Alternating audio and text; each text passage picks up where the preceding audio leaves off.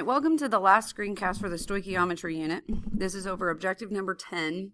Identify the limiting reagent or the limiting reactant in a chemical reaction.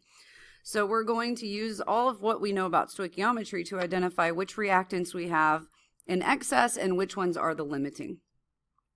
So one reactant is usually present in excess, meaning it's not used up completely. There's going to be some of it left over. And the amount of product that can be formed in a chemical reaction depends on the reactant that's not in excess. So it depends on the one that is limiting or the one that's completely used up, meaning I can only make as much product as I have of this reactant.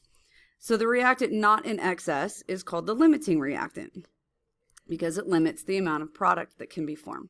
I'm going to give you just a simple example here. If I was trying to make a bicycle and I have 8 bike tires, 3 sets of pedals, and 4 frames, how many bikes can I make? Well, we know that each bike needs 2 tires, 1 set of pedals, and 1 frame.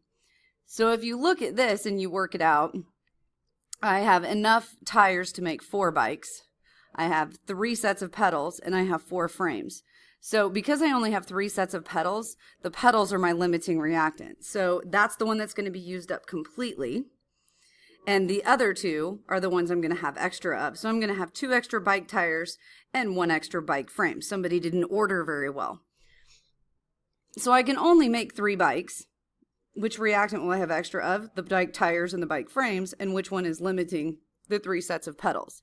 Now, this is a pretty simple, easy example of one. But it's the same type of thing in a chemical formula.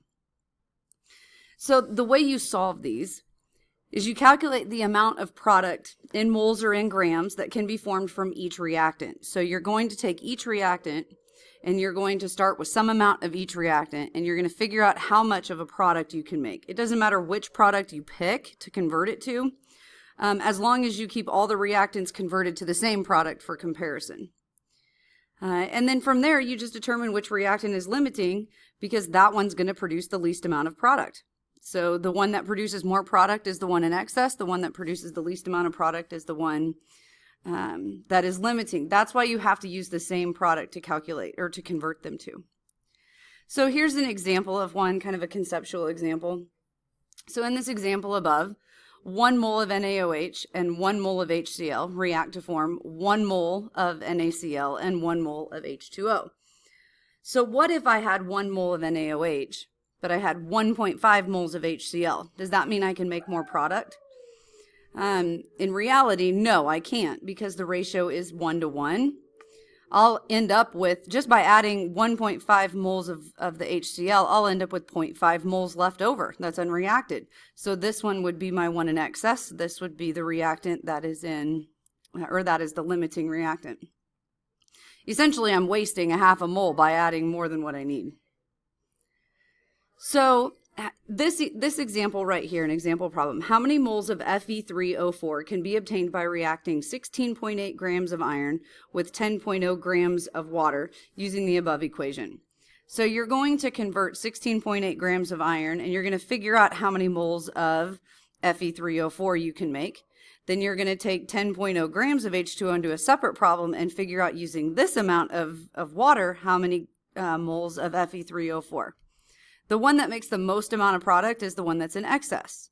The one that makes the least amount of product is the one that's limiting. So it's just a simple stoichiometry problem. You're just comparing the amounts of 2 reactants to see how much of a product you can make. And in this one, how many grams of silver bromide can be formed when solutions containing 50 grams of MgBr and 100 grams of AgNO3 are mixed together using the above equation? You're going to convert them both to AgBr, and you're going to see which one you make more of, which one makes more product, which one makes less product. And then you can actually figure out how much you have excess of, like how much you've wasted of whichever reactant is in excess. So we'll work through these 2 practice problems in class, and then we'll get ready for our brownie lab. The summary format for this objective is a 20-word format.